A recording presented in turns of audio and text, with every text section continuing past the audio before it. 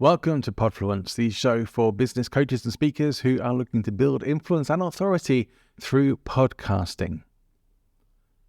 In this episode of the show, I wanted to discuss something that I hear come up a lot with clients.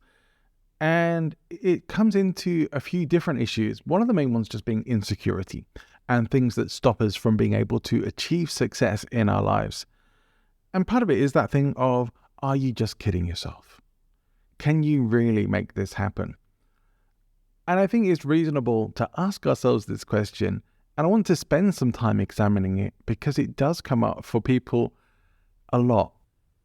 This episode is perhaps going to be a little more freeform than some of the other episodes that I'm doing, but my aim is going to be to share with you some of my own insights and experience in terms of dealing with this insecurity of wondering if we're just kidding ourselves about whether we can have any level of success in life or business, or if we're just kidding ourselves.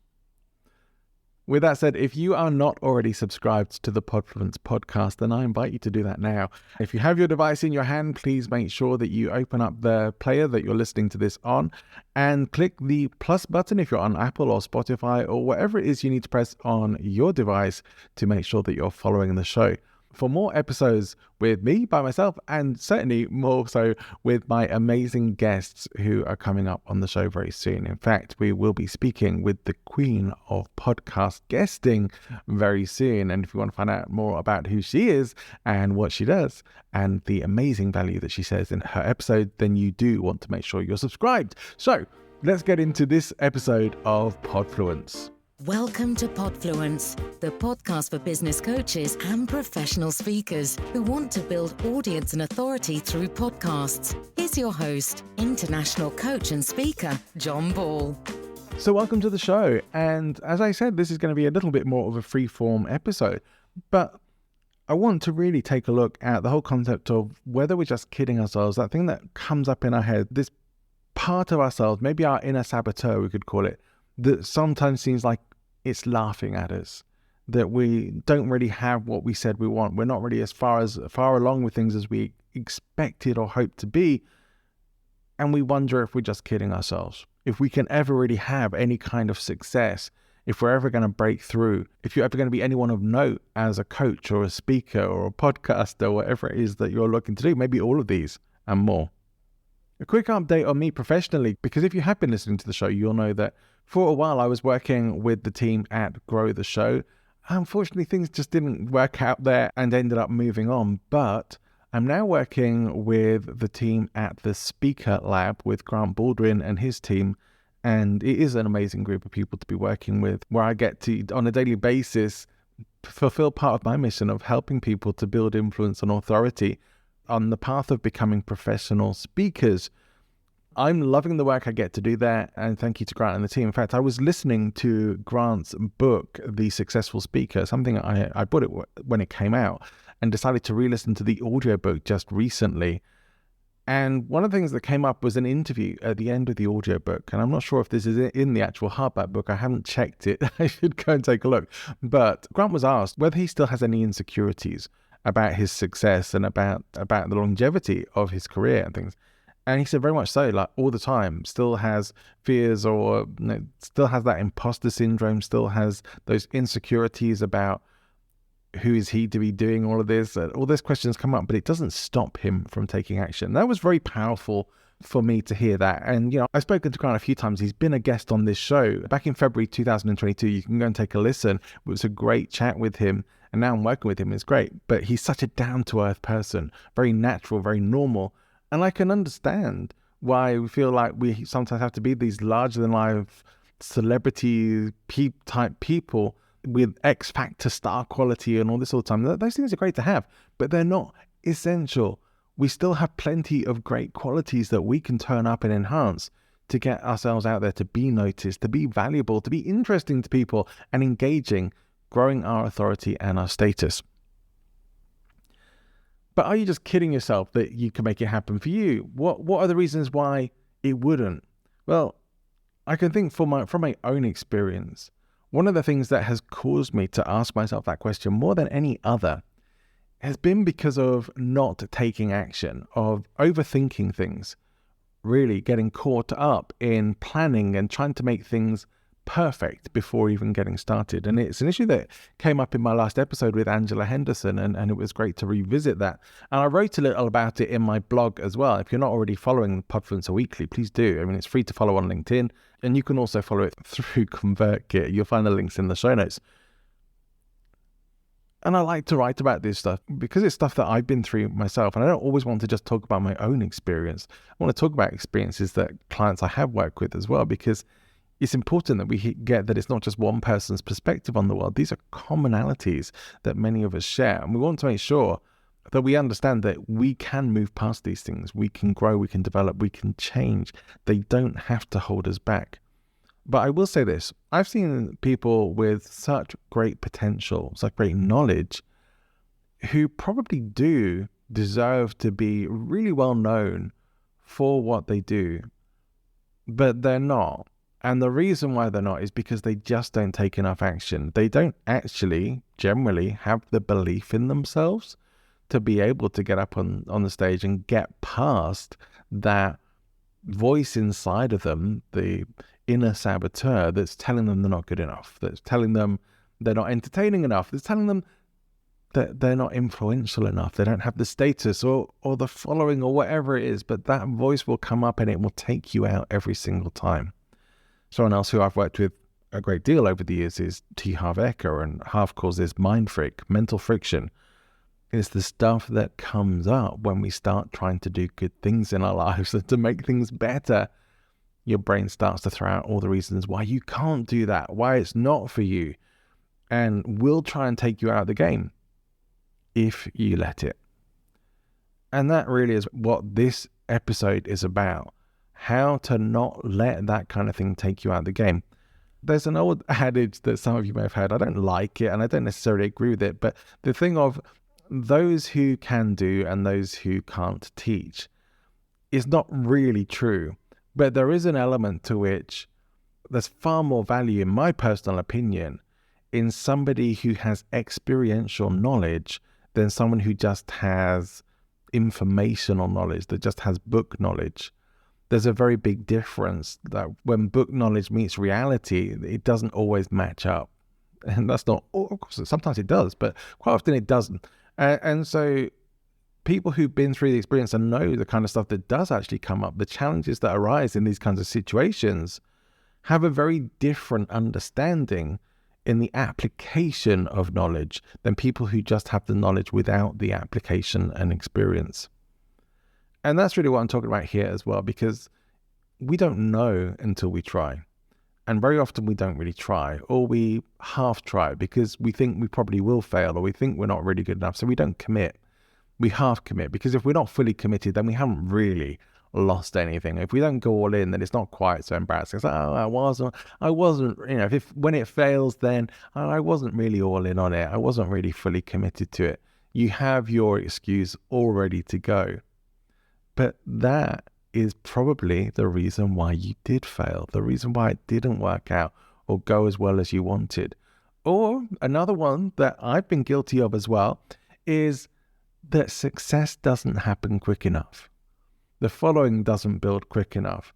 And take podcasting. Like, my goodness, if I had known how long it takes to build an audience through podcasting or through blogging or things like that, I might never have started these things.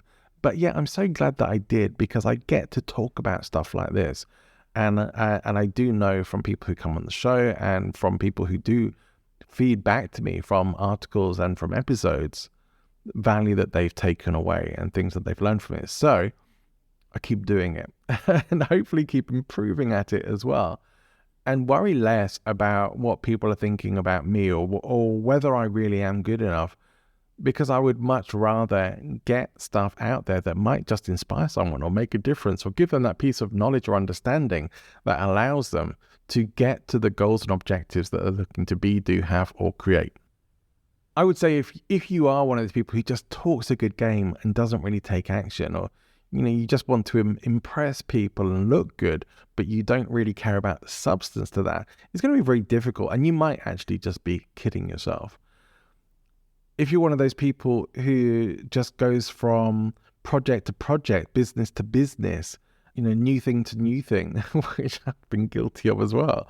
You may be kidding yourself if you're just not seeing things through, if you're really just not prepared to stick with stuff long enough to get to a point at which it might have success. And what tends to happen for many of us, and I've seen this particularly in people who do like network marketing kinds of businesses, initial enthusiasm always fades. It just doesn't last. It doesn't matter how excited you are about something and how motivated you are when it gets started. Once the rubber hits the road, life will throw up curveballs.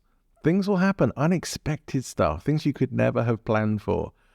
It nearly always takes longer than you think it's going to take. And it gets frustrating, or the results don't come in anything like you were expecting, or the responses you get are very different to what you were imagining. And people get put off. I'll tell you a story. When I very first started creating video content, back in early days of YouTube, I decided to post up some marketing videos, and oh my goodness, it didn't go well. And this is in a time where now if you post a video on YouTube and you don't really have a following or no one's really going to pay attention to it, you might not get any views at all, and that's pretty normal now. It takes a while to build that following. It takes a while to get attention. You need the optimization plans and stuff. But in the early days of YouTube, you didn't really need that. Like if you were posting videos, you were one of a handful of people really who were posting videos and making content there. You would get seen. You would get watched. And my videos got watched.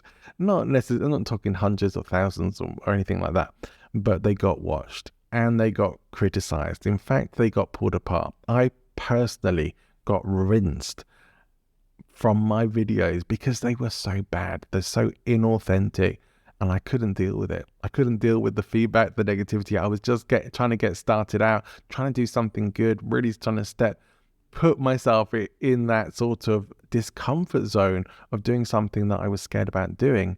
And the feedback I got was so negative generally that it stopped me from doing anything for a couple more years. It was a good long time before I put anything else out on YouTube.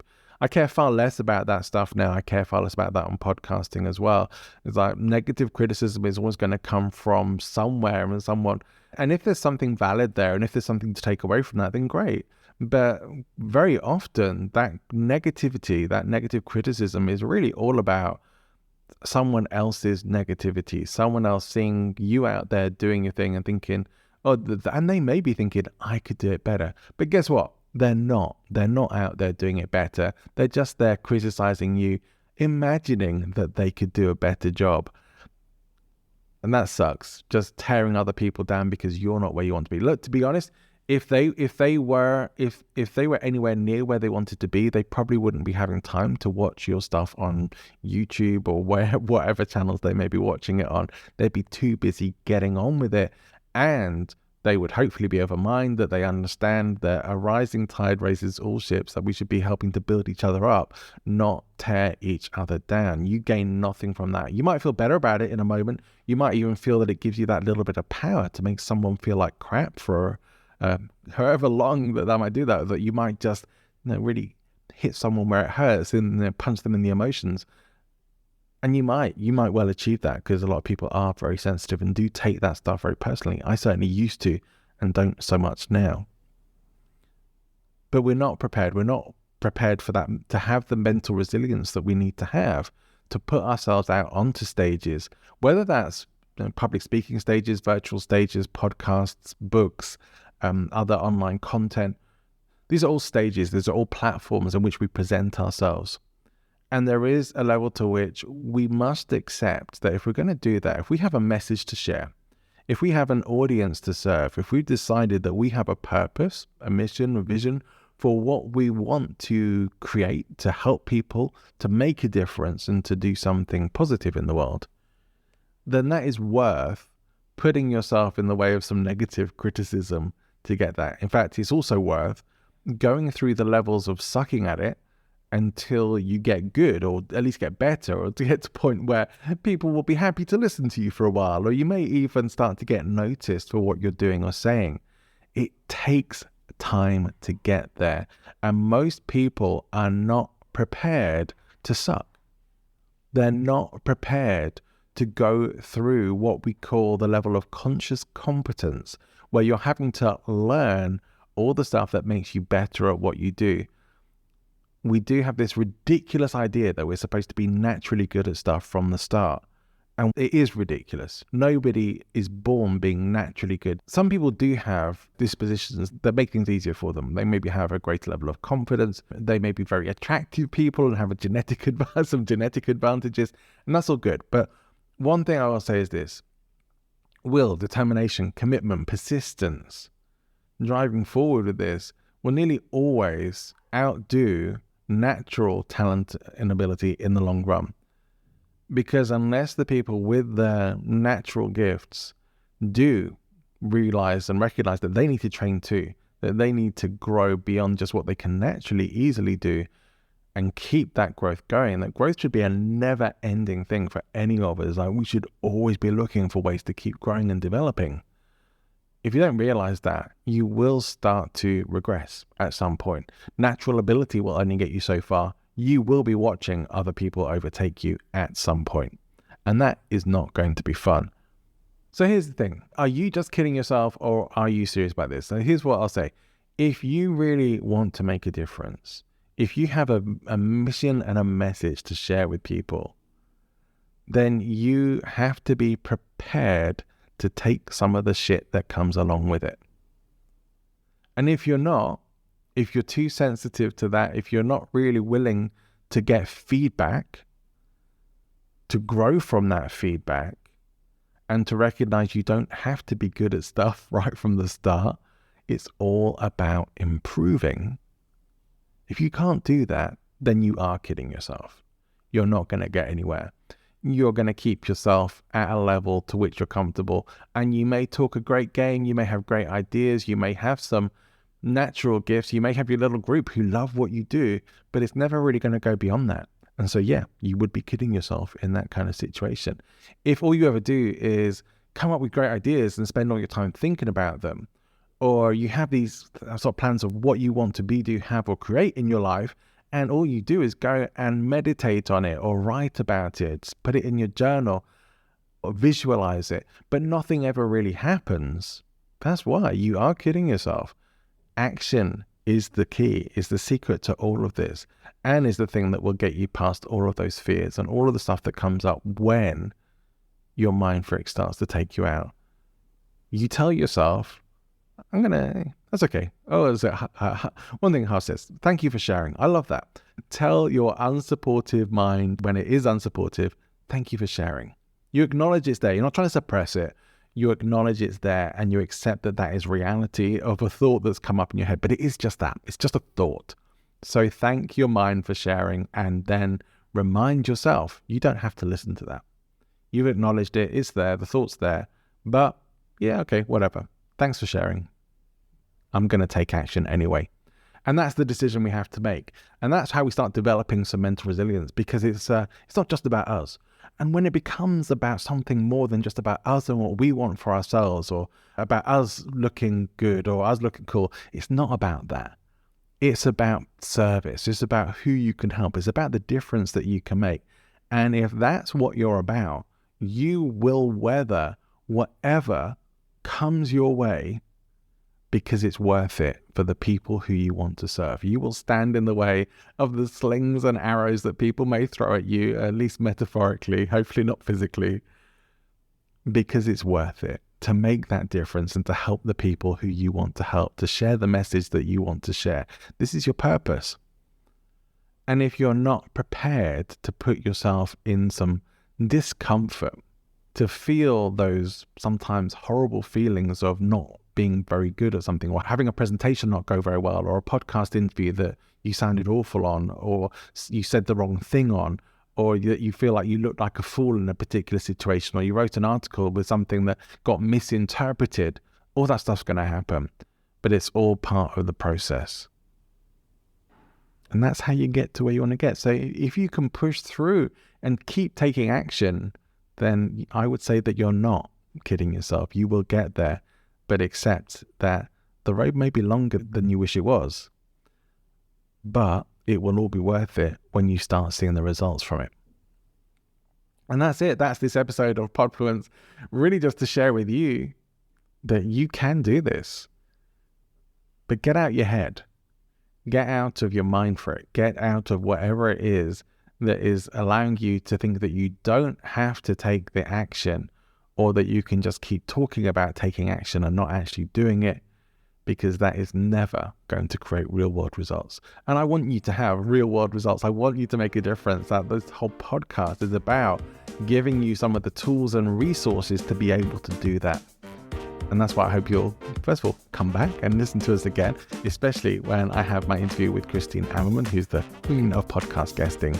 I'm very much looking forward to bringing that interview for you. She shared so much wonderful information, and she's such a nice person as well. Hope you'll come back and join me for that. I hope this episode has been some value for you as well. And I would appreciate any feedback on what you think of this somewhat more free-form style of the show. Like, I knew what I wanted to talk about. I knew I had something to share today, and I just wanted to try this out. Did it work? Did it not? I'd love to hear from you. I'm ready for that feedback, and I'm ready to take those chances that what I put out in this episode may not be to the quality that you expect from Podfluence or from me, or it might be, we'd like a bit more of this. We'd like to hear a bit more. I want to hear you talking directly to me. I want to hear you. I want to have that conversation as if I was there to join in with you, because I love this, and I would love to do more of it. So let me know what you think. Join us again next time for Podfluence, and I will very much look forward to connecting with you there. Wherever you're going, whatever you're doing, have an amazing rest of your day. Go and make great things happen.